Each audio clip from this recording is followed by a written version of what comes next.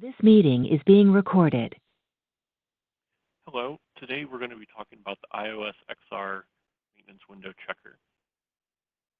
This is a suite of tools, two scripts to be exact. One is a gatherer script that will log in via Telnet or SSH in order to capture a set of commands, a set of platform independent commands, and then some platform dependent commands.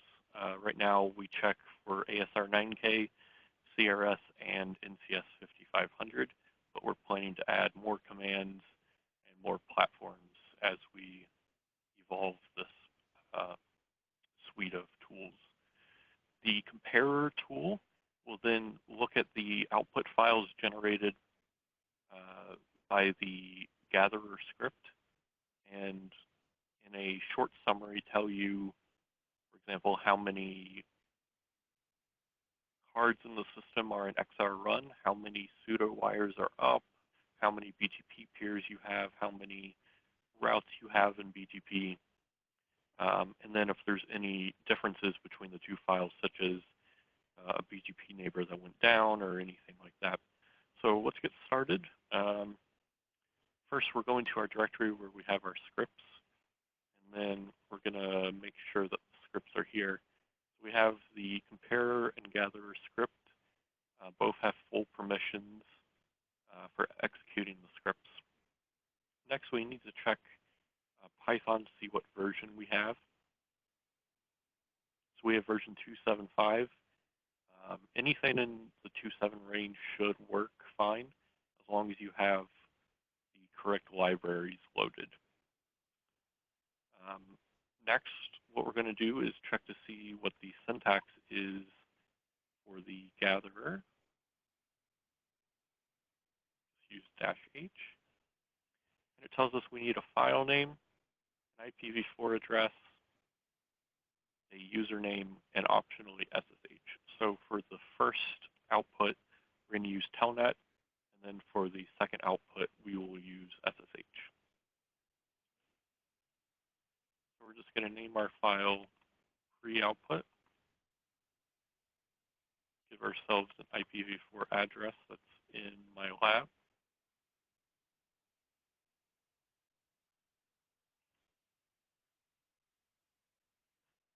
Give a username.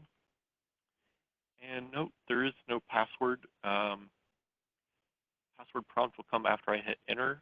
This way, we can use the get pass function, which does not show your password on the screen as you're typing, or output it to any log files or anything that would be a security risk.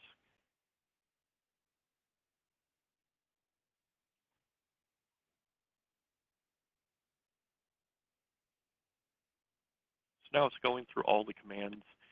There's actually 20 commands. Show platform does not count in the 19 commands that are being collected here.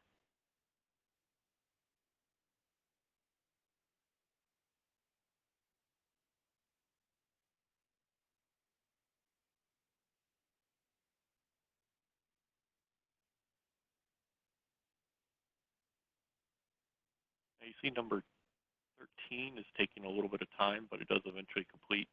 So the longer the command, the more time it is going to take, obviously. What these Telnet and SSH functions do is they look for the prompt, the router prompt, and when they see the router prompt, they will then finish writing to the file and then go on to the next command. So as long as the router is outputting data, it will read that data. So we're just going to check real quick, make sure we got some data here. So we got the show platform at the beginning, the show install active summary. And then we're going to check the tail end of the file. And we do see that we do have the output there as well. And we could check the entire output. Next, what we're going to do is gather the post output. This time, we're going to specify SSH. Same thing, we'll enter in your password.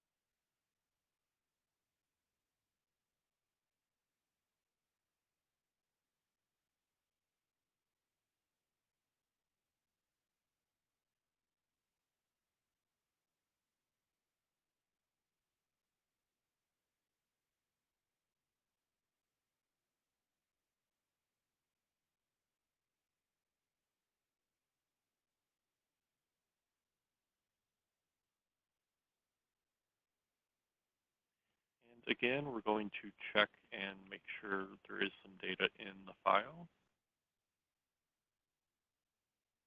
We do have the show platform and the show install active summary. And again, we have the show PFM output, which is platform specific for ASR 9K. So next, we want to run the comparer. Let me just clear the screen here.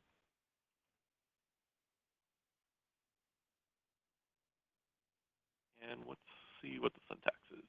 So we need the pre-file, post-file, and then we have to specify a compare file.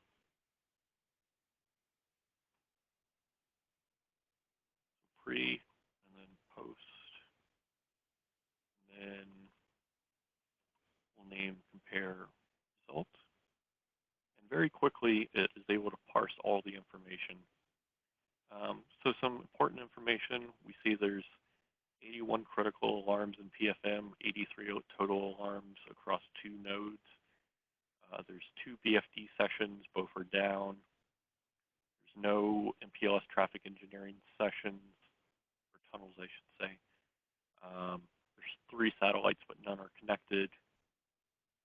We have 23 X connects, but none are up. We have 48 total routes and 190 VRFs. Our memory did change for application memory, changed by 2 megabytes. And as you can see here, it says following items were added, none. Following items were deleted, none. And then it lists what was changed, and we give both the before and the after output. How many interfaces were up and down.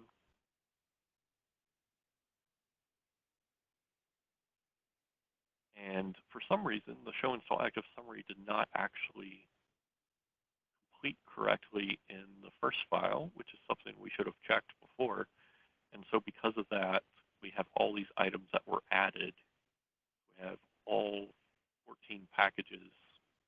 We only had 0 in the beginning. So it is a good idea to just double check your output before you actually run these outputs. And then we had 2 nodes that were in XR run. So as we can see, we get a severity warning for each one. This is just info. And then when we have an actual warning of something changed, we list a warning. So if you want the full output, you can cat the result file. That will tell you everything that happened. So let's look at the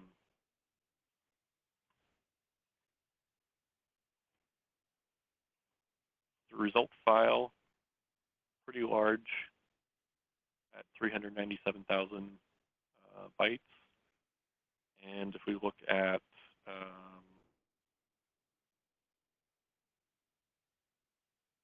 not quite as big as the other files, but we can see that these 2 files are about the exact same size, just missing the show install active summary in the pre-output. But the result file does contain some more useful information as well. So that's it. If you have any questions, have any concerns, want to add any commands to this, if you run into any bugs, please feel free to email me. My email address is my username on the support forums documentation, as well as in the GitHub documentation.